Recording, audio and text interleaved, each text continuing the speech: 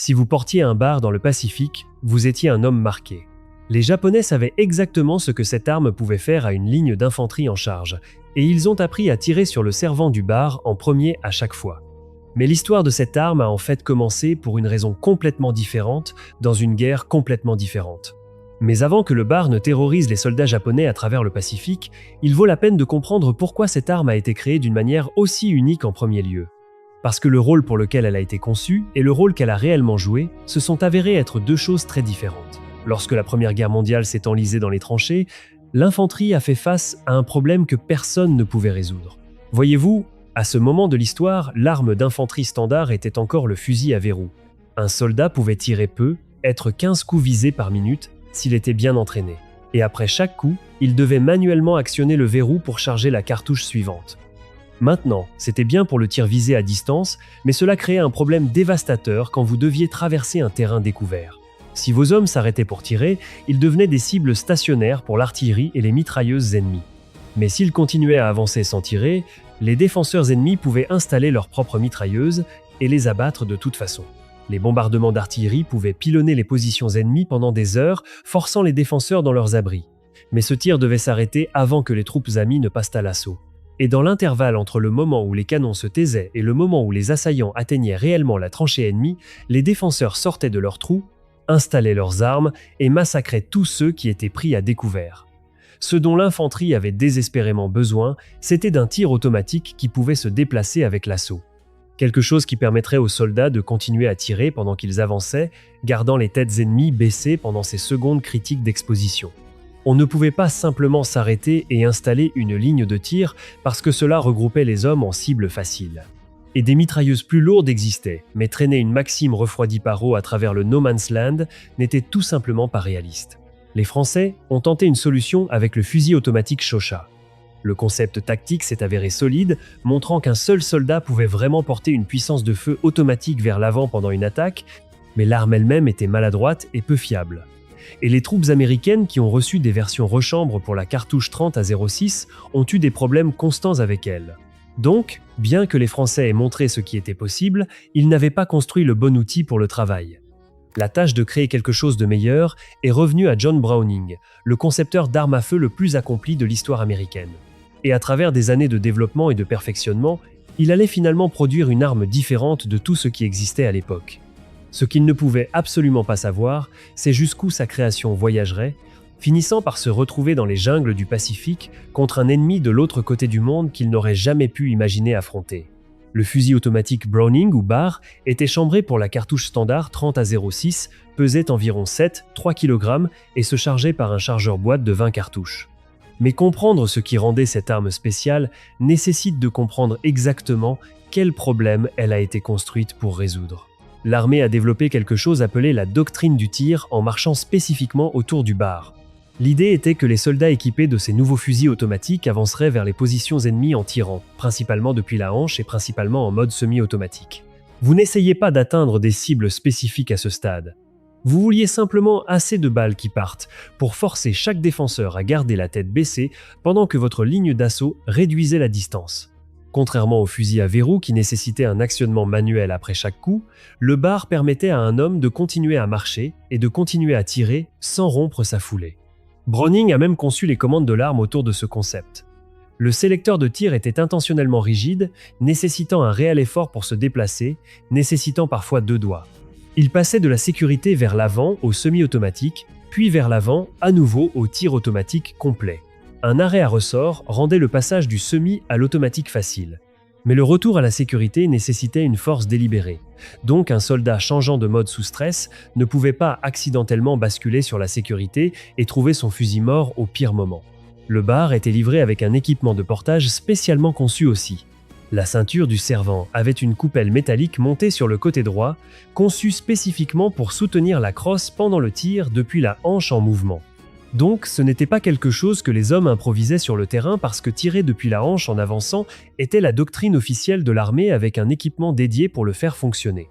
Le premier combat est arrivé en septembre 1918, quelques semaines seulement avant l'armistice. Mais le bar n'a jamais vraiment pu faire ses preuves dans le rôle pour lequel il avait été conçu. Le général Pershing était inquiet que déployer l'arme en petit nombre permettrait aux Allemands de capturer des exemplaires et potentiellement de les rétroconcevoir. Il voulait déployer le BAR en nombre massif d'un seul coup, équipant des divisions entières simultanément plutôt que de le laisser arriver au combat au compte-gouttes. Le plan était de le déchaîner pendant les offensives de printemps attendues en 1919. Mais la guerre s'est terminée avant que cela ne puisse arriver. Donc, le BAR est parti en stockage sans jamais être testé à grande échelle pour les tactiques de tir en marchant pour lesquelles il avait été spécifiquement créé. Et puis, quelque chose d'inattendu s'est produit pendant l'entre-deux-guerres. Ces 50 000 bars entreposés dans les arsenaux de la garde nationale à travers l'Amérique sont devenus des cibles pour les criminels. Les installations de la garde avaient du personnel à temps partiel et une sécurité plus faible. Et pendant les années les plus violentes de la Prohibition, certains des hors-la-loi les plus notoires du pays en ont pleinement profité. Clyde Barrow a fait du BAR son arme signature, le préférant à la mitraillette Thompson parce que la cartouche 30 à 06 pouvait percer les panneaux de carrosserie des automobiles des années 1930, quelque chose que les munitions de calibre 45 du Thompson ne pouvaient pas faire de manière fiable. En 1933, Clyde et son frère ont cambriolé un arsenal en Oklahoma et ont volé 5 bars ainsi que des milliers de cartouches de munitions. Il a modifié ses armes volées en raccourcissant les canons et les crosses, créant quelque chose de compact et dévastateur. Lorsque Bonnie et Clyde ont finalement été pris en embuscade en 1934, leur voiture contenait 3 bars en tir automatique et 100 chargeurs pleins. Ces fusillades, où les criminels surpassaient la police avec des armes militaires, ont directement conduit à une nouvelle législation fédérale qui a imposé une taxe de 184 € sur les armes automatiques, ce qui en argent de 1934 était suffisant pour les mettre hors de portée pour la plupart des gens.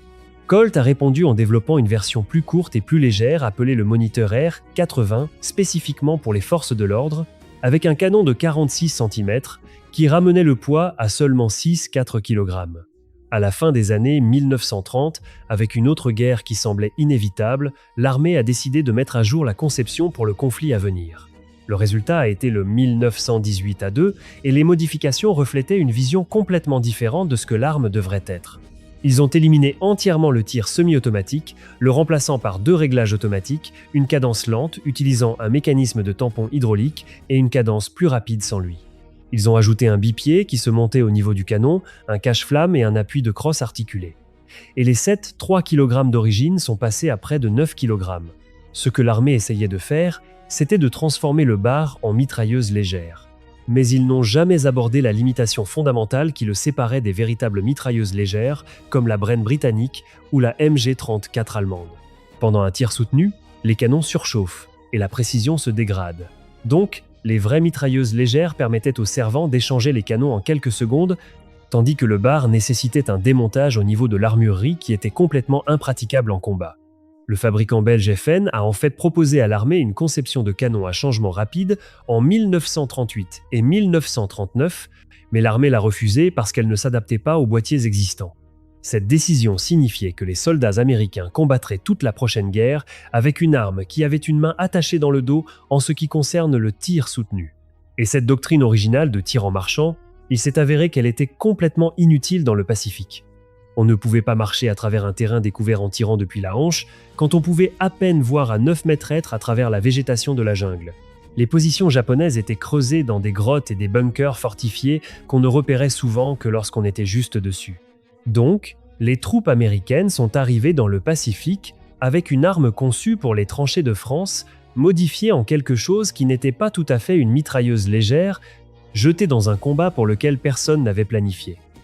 Une fois que les soldats ont fait face à la réalité du combat dans la jungle, ils ont abandonné les améliorations de l'armée presque immédiatement, enlevant les bipieds et les cache-flammes pour ramener le poids vers le bas et utilisant les armes de la façon dont Browning les avait prévues en premier lieu. La doctrine d'entraînement a établi le BAR comme l'arme automatique principale de l'escouade, opérée par une équipe de 3 hommes. Le servant portait environ 220 cartouches dans 11 chargeurs. Le servant adjoint portait des munitions supplémentaires et était entraîné à saisir l'arme et à continuer à tirer dès que le servant principal tombait. Et tout le monde dans l'escouade apprenait les bases du fonctionnement de l'arme parce que l'armée s'attendait à ce que les servants de BAR deviennent des victimes à un taux beaucoup plus élevé que les fusiliers. Ordinaire. L'analyse d'après-guerre a estimé que la durée de vie moyenne au combat d'un servant de BAR était d'environ 30 minutes une fois que les tirs commençaient. Si vous éliminiez l'homme avec le fusil automatique, vous paralysez la capacité de toute une escouade à poser un feu de suppression. Donc, chaque ennemi qui repérait une unité d'infanterie américaine savait exactement qui tirer en premier. Les rapports du Pacifique ont confirmé cela, notant que dans tous les engagements, l'ennemi accordait constamment une attention prioritaire aux bars. Maintenant, pour comprendre pourquoi les soldats japonais en sont venus à tant détester cette arme, vous devez comprendre ce qu'ils portaient et comment leurs escouades étaient organisées différemment. Les mitrailleuses légères type 96 et type 99 étaient ce que les Japonais avaient de plus proche du bar, mais elles n'étaient vraiment pas du tout de la même classe d'armes.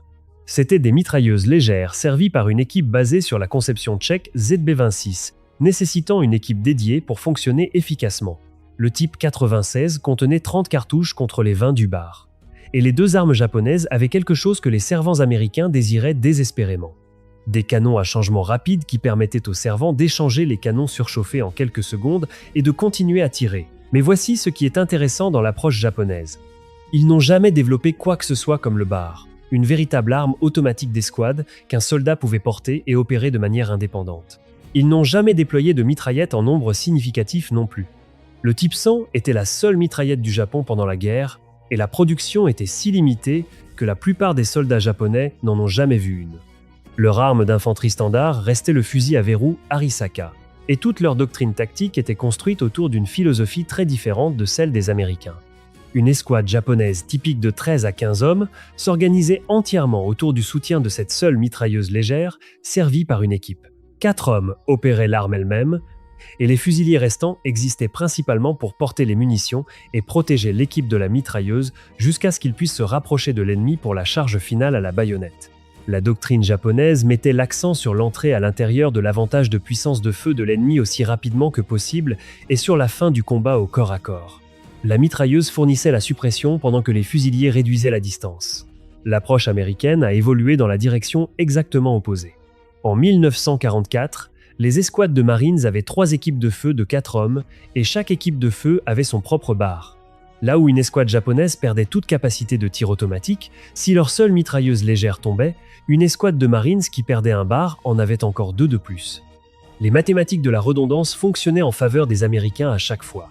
Cela a entraîné une augmentation spectaculaire des bars par division de Marines tout au long de la guerre. En 1943, une division avait environ 500 bars.